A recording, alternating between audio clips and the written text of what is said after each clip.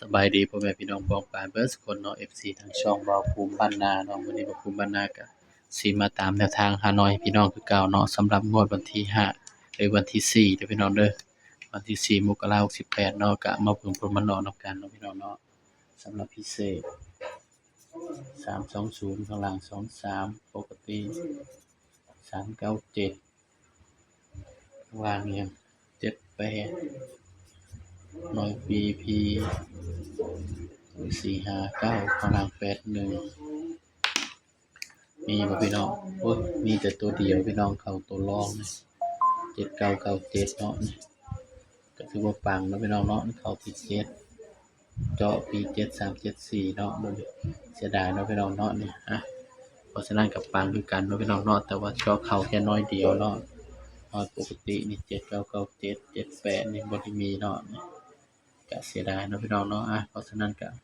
ไปกันต่อนะครับเนาะงวดวันที่5มกราคมเด้อพี่น้องเด้อบัดนี้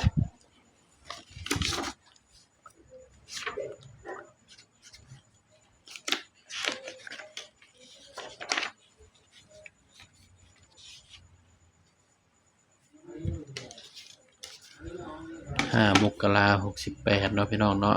69พี่น้องสำหรับฮานอยเฮา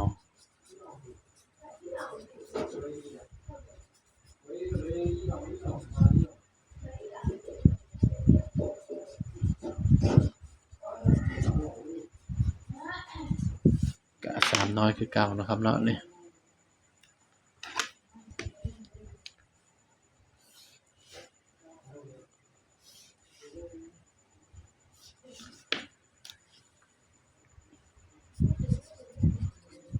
ให้เด่น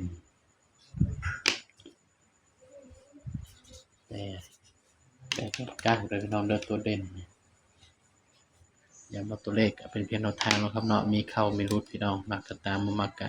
เดินผ่านเด้อครับเด้อเบาก็ให้เพื่อเป็นแนวทางเท่านั้นเนาะครับก็มาจับคู่ร่วมกันเลยพี่น้อง80 81 82 84 90 91 92 94 86